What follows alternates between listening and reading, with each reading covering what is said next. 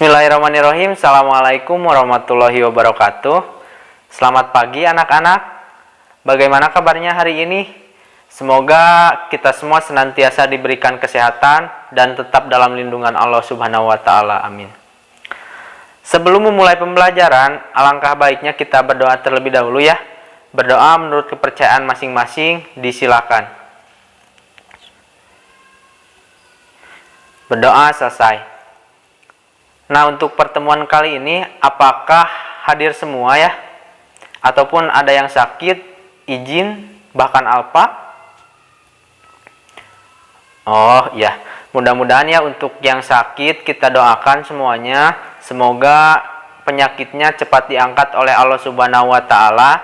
Dan untuk yang izin maupun alpa, mudah-mudahan kita bisa bersua kembali ya di pertemuan selanjutnya, supaya pembelajaran yang dihadapkan ini tercipta pembelajaran yang efektif maupun efisien. Mungkin seperti itu. Nah, untuk pertemuan kali ini kita berjumpa lagi ya bersama Bapak di mata pelajaran ekonomi khususnya ya. Nah, minggu lalu kita membahas mengenai pasar persaingan sempurna. Nah, untuk yang pertemuan kali ini kita akan membahas mengenai pasar persaingan tidak sempurna. Nah, adapun untuk tujuan pembelajaran kali ini, kalian diharapkan mampu menjelaskan apa yang dimaksud dengan pasar persaingan tidak sempurna. Kemudian kalian diharapkan mampu menjelaskan mengenai definisi pasar monopolistik. Kemudian kalian mampu menjelaskan apa yang dimaksud dengan ciri-ciri, faktor-faktor, kelebihan, kelemahan dari pasar monopolistik. Kemudian kalian diharapkan mampu menjelaskan peran pasar dalam kegiatan ekonomi secara lengkap. Nah, baik, langsung saja ya. Untuk yang pertama mungkin ada pasar monopolistik. Nah, setelah kalian mendengar apa yang dimaksud dengan pasar monopolistik, apa sih yang ada di pikiran kalian gitu setelah mendengar pasar monopolistik? Nah, baik, akan Bapak terangkan saja ya apa yang dimaksud dengan pasar monopolistik. Pasar monopolistik merupakan pasar di mana terdapat banyak produsen menjual barang serupa tetapi memiliki perbedaan dalam beberapa aspek gitu. Misalkan dari barang tersebut produknya macam-macam, kita taruhlah dari produk kebersihan, misalkan ada sampo, sabun, ataupun facial wash maupun sabun mandi dan sebagainya gitu. Kan di situ beragam gitu ya produk-produknya. Jadi dari tiap produk itu memiliki ciri khasnya masing-masing gitu. Jadi dapat dipahami ya dari pasar monopolistik ini, pasar yang menjual berupa barang ataupun jasa yang serupa tetapi memiliki ciri khasnya masing-masing gitu dalam barang tersebut. Nah, kemudian lanjut. Nah, untuk lebih memahami konsep pasar ya, jadi Bapak di sini menerangkan kepada kalian sendiri sebelumnya apa itu yang dimaksud dengan pasar ya. Nah, pasar adalah tempat bertemunya penjual dan pembeli melakukan transaksi baik berupa barang ataupun jasa. Nah, tidak dapat dipungkiri ya ketika manusia memenuhi kebutuhannya tidak terlepas dari pasar gitu ya. Karena di pasar sendiri kebutuhan manusia itu tersedia. Nah, untuk yang selanjutnya di sini ada jenis-jenis pasar persaingan tidak sempurna. Nah, untuk pasar persaingan tidak sempurna ini dibagi dalam 3 kategori. Yang pertama ada pasar persaingan monopoli, yang kedua ada pasar oligopoli, dan yang ketiga ada pasar monopolistik. Nah, untuk yang pertama ada pasar monopoli. Mono diartikan dalam bahasa Yunani adalah satu, kemudian untuk poli adalah penjual gitu. Jadi Untuk definisi dari pasar monopoli sendiri adalah pasar di mana terdapat hanya satu penjual dalam menguasai pasar gitu ya. Jadi pasar monopoli ini suatu perusahaan bebas menentukan harga maupun produknya, karena di sini untuk barang-barang tersebut tidak ada pesaing gitu ya. Jadi bebas saja melakukan kewenangan misalkan dalam memproduksi maupun menetapkan suatu harga. Nah, untuk menetapkan kewenangan suatu harga ini di pasar monopoli disebut dengan price maker gitu ya, atau si pembuat harga gitu. Nah, untuk pasar monopoli ini ada beberapa contoh yang sudah Bapak sajikan, bisa dilihat ya.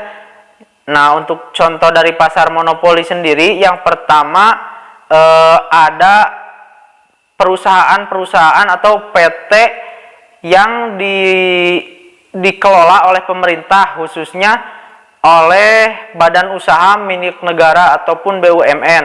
Karena gini ya, dalam kaitannya gitu, ketika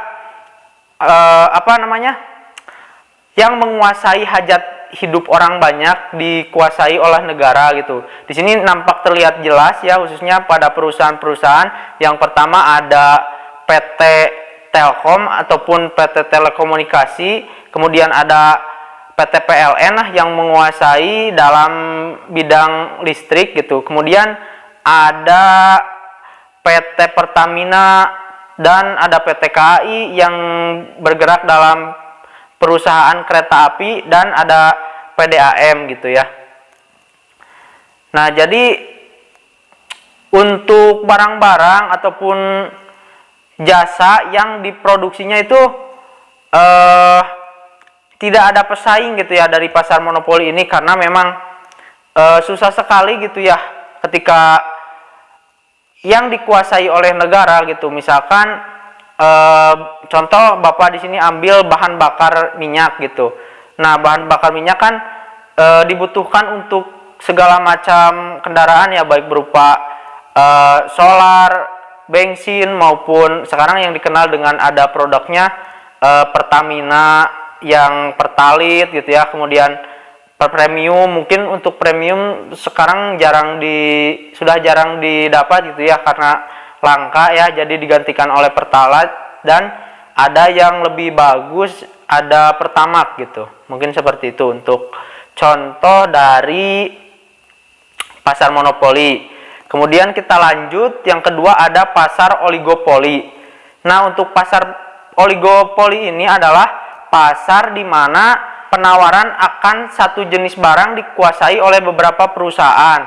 Nah, perusahaan ini dalam oligopoli gitu kan, oli di sini diartikan dua gitu ya. Jadi pasar oligopoli ini terdapat beberapa perusahaan ataupun dua perusahaan atau lebih, tetapi kurang dari 10 gitu ya.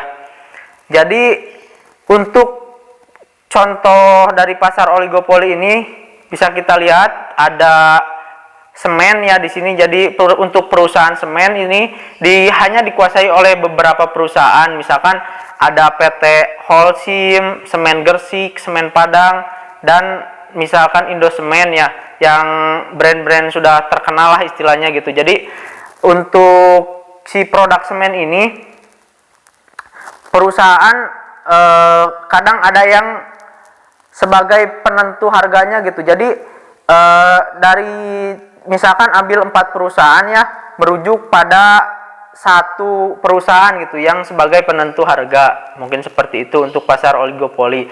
Kemudian yang ketiga ada pasar monopolistik. Nah, sebagaimana yang Bapak sudah jelaskan tadi ya, di pasar monopolistik ini terdapat beberapa produsen dengan menjual barang serupa gitu, ataupun di dalam barang serupa tersebut memiliki ciri khasnya masing-masing dilihat dari beberapa aspek yang ditawarkan. Mungkin seperti itu.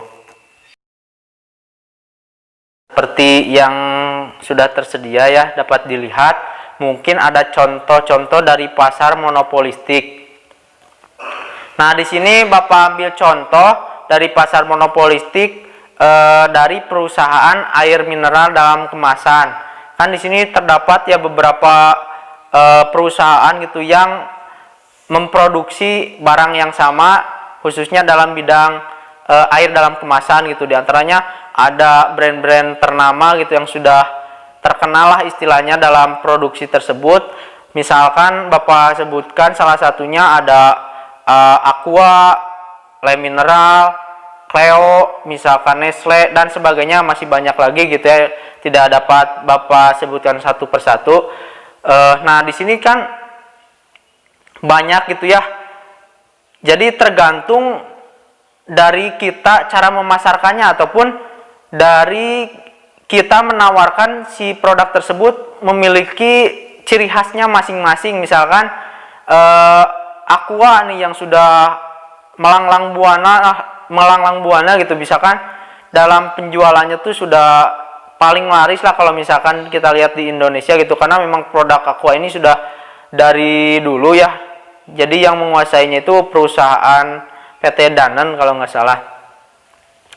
Nah, kan Aqua ini ada ciri khasnya, misalkan air Aqua langsung dari sumber mata air pegunungan gitu ya.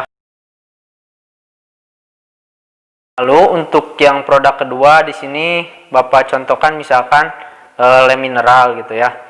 Nah, Le Mineral ini sebagai pendobrak ataupun pesaing dari Aqua sendiri gitu ya, karena terkenal dengan ciri khasnya yang ada manis-manisnya gitu, apalagi diminumnya sambil melihat si doi gitu ya. Jadi dapat menimbulkan rasa diabetes yang berlebih gitu, karena manisnya kelewatan gitu ya. Itu mah sebagai selingan saja ya. Baik, kita lanjut. Nah, untuk yang selanjutnya ada pasar monopolistik ya, karena kita lebih spesifik gitu untuk dalam menerangkan materi kali ini. Bapak ambil yang pasar monopolistiknya. Di sini ada beberapa gitu poin-poin yang akan kita bahas. Yang pertama ada definisi dari pasar monopolistik, kemudian ada faktor-faktor yang mempengaruhi dari pasar monopolistik. Yang selanjutnya ada ciri-ciri pasar monopolistik, kemudian ada kekurangan dan kelebihan pasar monopolistik. Nah, untuk selanjutnya kita langsung saja ya bahas mengenai definisi pasar monopolistik. Pasar monopolistik merupakan suatu pasar di mana terdapat banyak produsen yang menghasilkan barang serupa namun memiliki perbedaan dari beberapa aspek. Nah, untuk pasar monopolistik sendiri di sini produsen yang menjual barang tersebut tidak terbatas gitu, tetapi barang yang dihasilkannya memiliki perbedaan ataupun karakteristiknya sendiri masing-masing gitu dengan produk yang lain. Misal di sini Bapak ambil contoh dari perusahaan yang memproduksi sampo. Nah, kan sampo ada berbagai macam merek ya, khususnya yang sudah familiar di Indonesia, misalkan Clear, Head and Shoulders ataupun Pantene, Sunsilk, Tresemme dan banyak lagi gitu ya. Tidak bisa Bapak sebutkan satu-satu. Jadi, nah dari sekian banyak produk tersebut, dari masing-masing memiliki keunggulan ataupun spesifikasinya masing-masing yang menjadi nilai plus gitu dari produk tersebut. Misal kita ambil salah satunya, misalkan produk sampo Clear ya. Nah, di sampo Clear ini misalkan dapat menyuburkan rambut ataupun menghilangkan ketombe dan membuat rambut berkilau dan lebat, misalkan seperti itu ya. Jadi setiap konsumen ataupun setiap orang sudah memiliki kesayangan produknya masing-masing gitu untuk yang biasa dipakai setiap harinya. Mungkin seperti itu. Nah, untuk selanjutnya ada ciri-ciri pasar monopolistik ya. Jadi untuk ciri-ciri pasar monopolistik sendiri terdapat banyak penjual di pasar gitu, karena di pasar monopolistik ini istilahnya perusahaan yang memproduksi barang tersebut itu sangat tidak terbatas gitu. Jadi siapa saja bisa memproduksi barang yang serupa, namun sebagaimana yang sudah Bapak katakan tadi, terdapat aspek yang berbeda ataupun diferensiasi produknya masing-masing gitu. Meskipun produknya serupa, tetapi dari segi merek, ukuran, bentuk maupun harga itu ada perbedaannya tersendiri. Poin yang selanjutnya ada perusahaan tidak memiliki kekuatan penuh dalam mempengaruhi harga dan menentukan harga keluar masuk dalam pasar. Nah, karena di sini untuk pasar monopolistik terdapat banyak produsen ya yang menghasilkan barang serupa, jadi kewenangan untuk menentukan harga sendiri cenderung melihat dari beberapa kompetitornya ataupun perusahaan yang memproduksi barang yang sama juga gitu. Karena kalau misalkan kita yang menentukan harga melambung sendiri, yang lain rata, otomatis kan kalau misalkan kualitasnya sama, kenapa kita harus membeli yang mahal gitu. Jadi kita cari yang harganya agak miring sedikit gitu, tapi memiliki kualitas yang sama gitu. Jadi itu mungkin yang menjadi prioritas konsumen ya. Karena lain halnya dengan pasar monopoli yang tidak ada pesaing, kemudian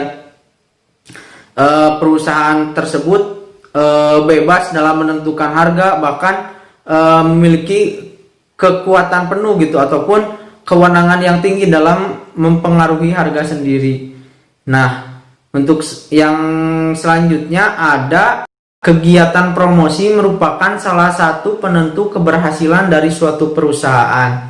Nah, jadi gini ya anak-anak, ketika suatu perusahaan memiliki strategi pemasaran yang bagus, maka keuntungan yang akan didapat dari perusahaan tersebut akan menghasilkan laba yang tinggi gitu, ataupun keuntungan yang cukup besar.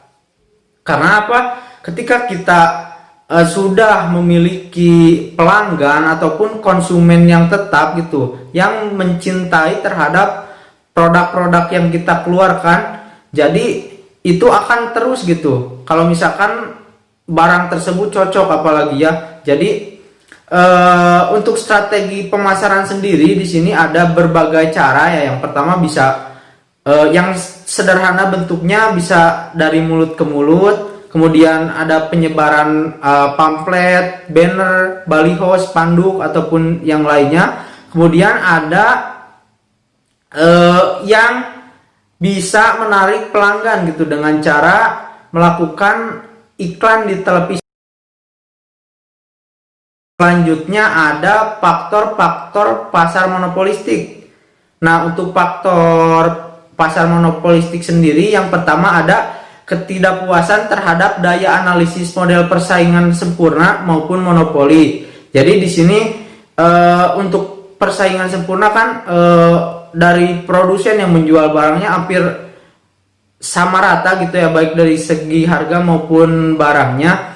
Dan ketika di pasar monopoli kan si penjualnya itu tidak adanya pesaing gitu, ataupun si perusahaan bebas dalam memproduksi barang dan menentukan harganya, maka kita ambil sisi tengahnya gitu di pasar monopolistik. Ketika banyak penjual yang menghasilkan barang serupa tetapi berinisiatif gitu dalam diferensiasi produknya. Jadi ketika misalkan barang yang dijual sama tetapi memiliki keunggulan masing-masing gitu yang menjadi daya tarik ataupun yang ditawarkan kepada konsumen, mungkin seperti itu. Kemudian yang kedua ada sumber daya alam yang melimpah menyebabkan produsen memproduksi barang yang serupa tetapi memiliki keunggulan yang berbeda. Nah, setiap perusahaan kan di sini melihat peluang bisnis ya.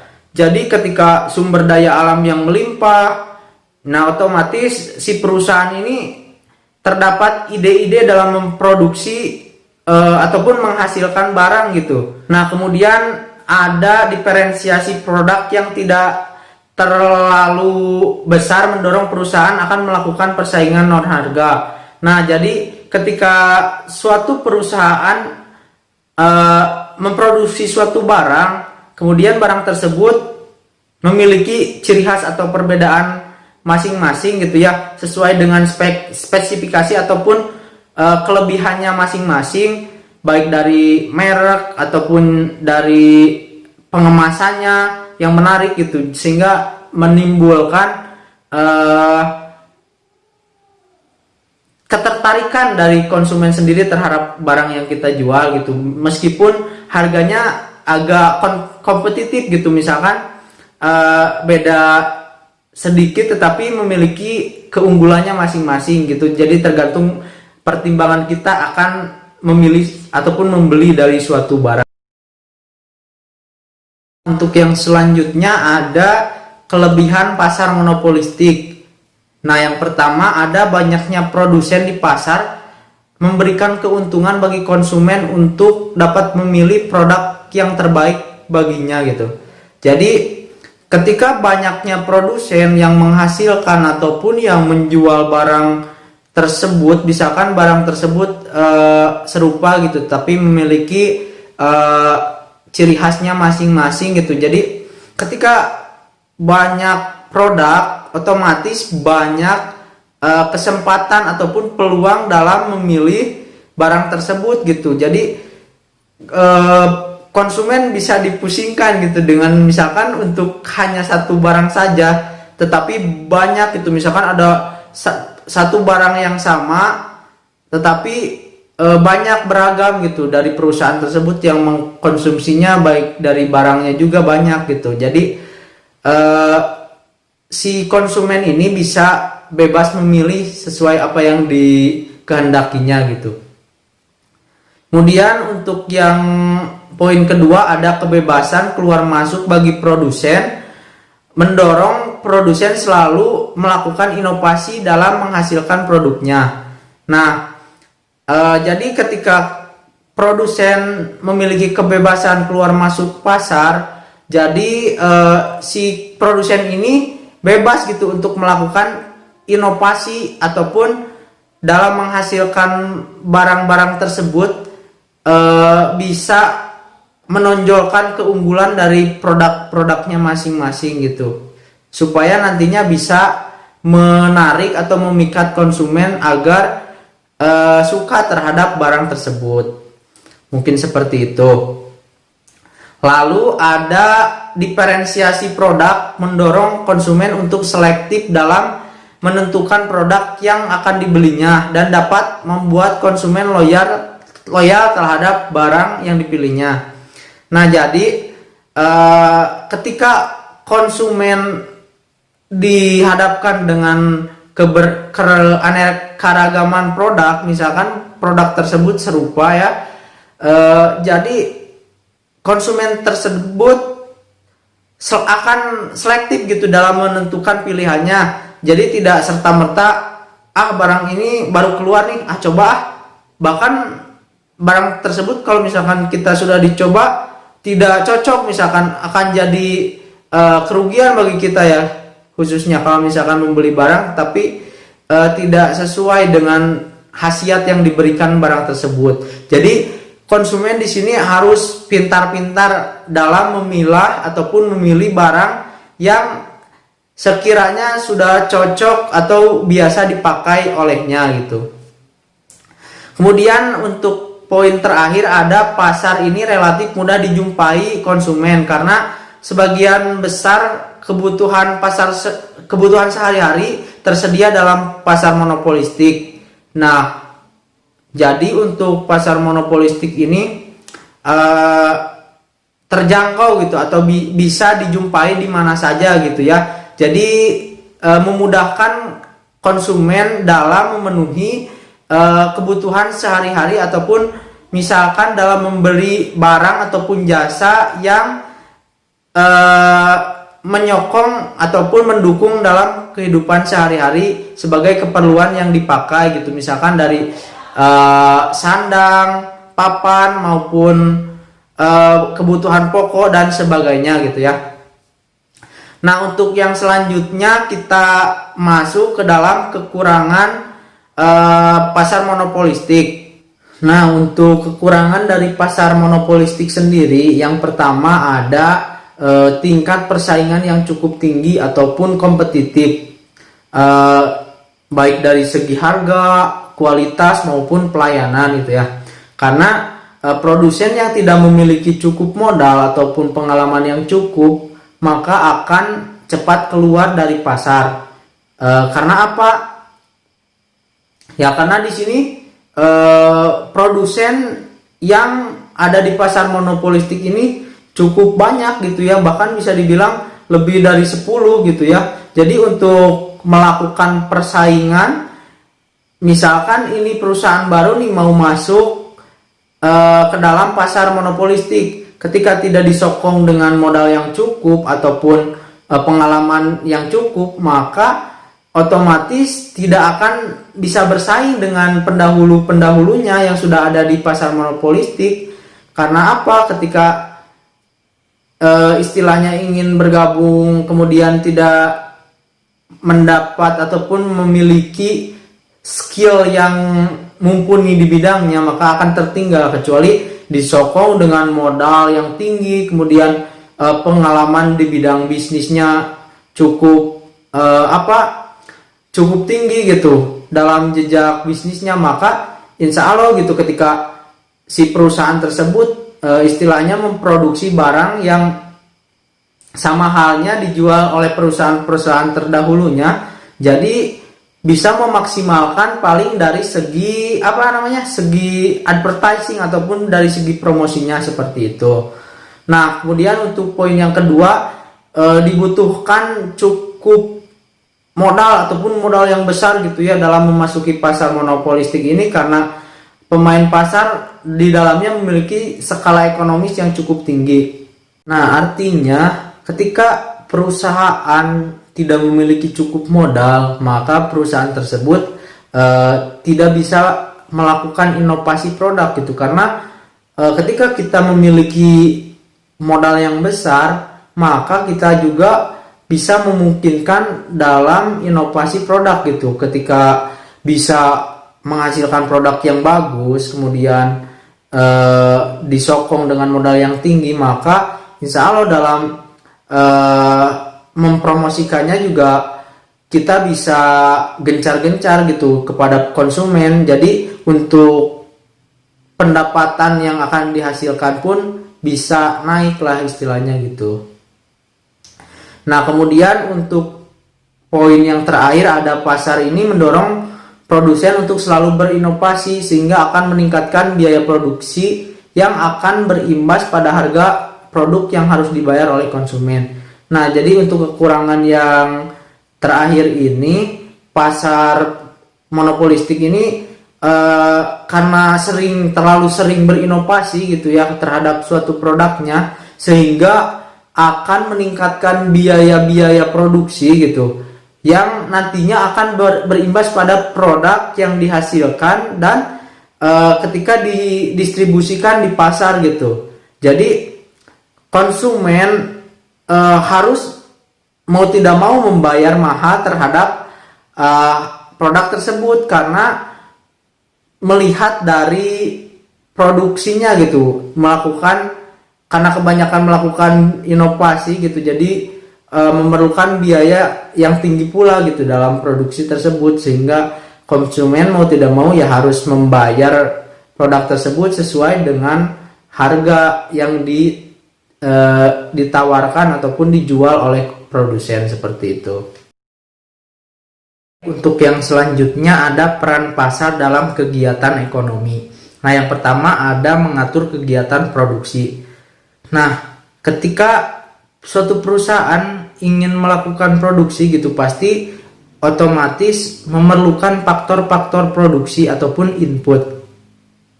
Nah, faktor-faktor produksi ini dijual di pasar produksi. Nah, jadi ketika suatu perusahaan ingin membeli faktor-faktor produksi, otomatis melihat indikator harga yang ada di pasar.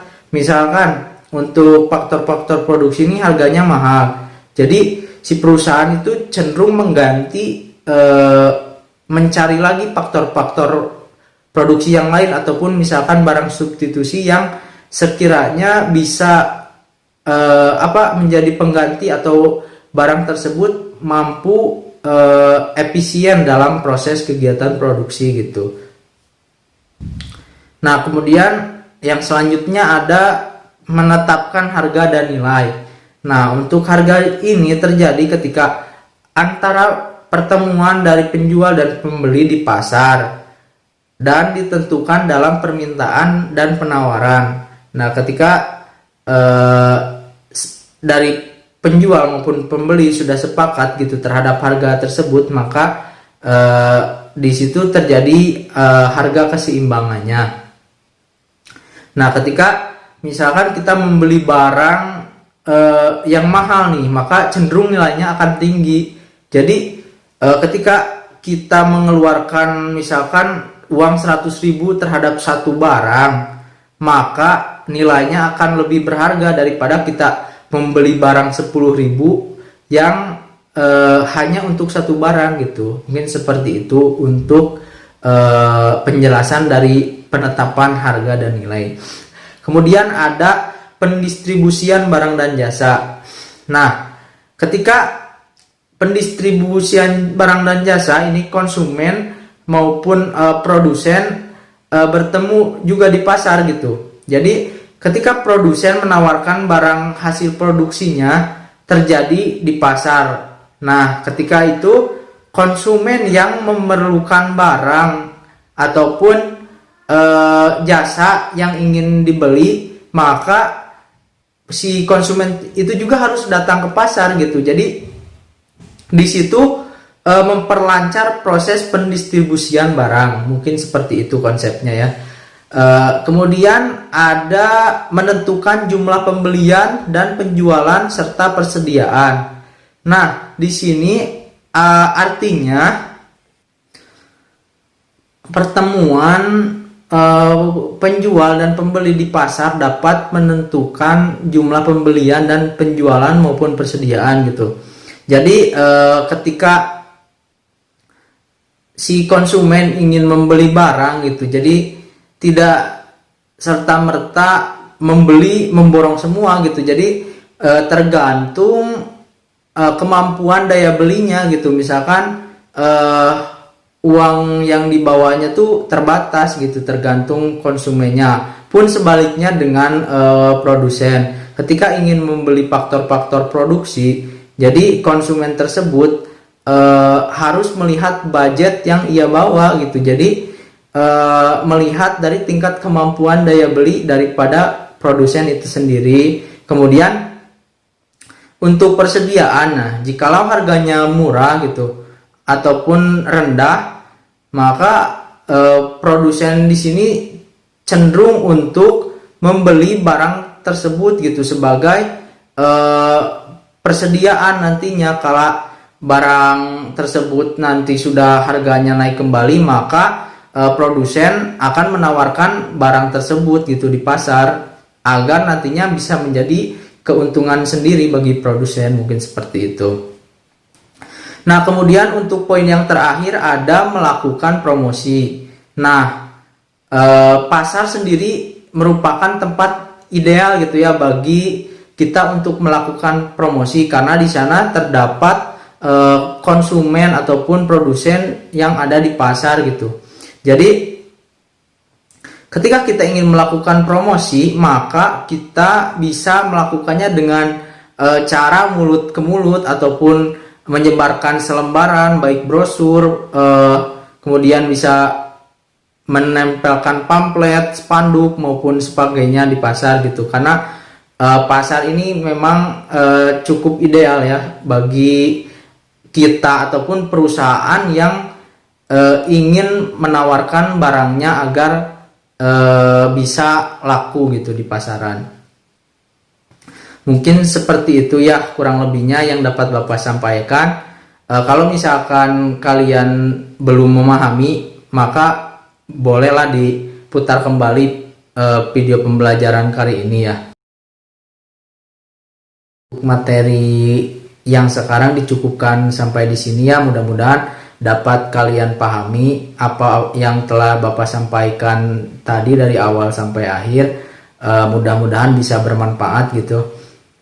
Jadi untuk pertemuan kali ini dapat Bapak simpulkan ya, kita sudah mempelajari mengenai pasar persaingan tidak sempurna, diantaranya ada pasar monopoli, oligopoli, dan pasar monopolistik. Nah, untuk pasar monopolistik sendiri, kita sudah membahas mengenai definisi pasar monopolistik, kemudian ciri-ciri pasar monopolistik, adapun faktor-faktor yang mempengaruhi pasar monopolistik, dan kelebihan dan kekurangan pasar monopolistik, serta kita sudah membahas peran pasar dalam kegiatan ekonomi. Nah, mungkin seperti itu ya. Jadi untuk materi sekarang dicukupkan sekian. Kalian boleh kerjakan LKPD yang nanti akan Bapak kirimkan ataupun bagikan lewat WhatsApp grup ya. Jadi bisa dicek kembali nanti. Nah, mungkin untuk pertemuan kali ini Bapak cukupkan sekian. Minggu depan kita akan membahas mengenai harga pasar. Nah, seperti itu ya anak-anak, dapat dipahami. Kali dari Bapak dicukupkan sekian. Mohon maaf apabila ada kata-kata yang kurang berkenan. Akhir kata, billahi taufiq wal hidayah. Akhirul kalam. Assalamualaikum warahmatullahi wabarakatuh.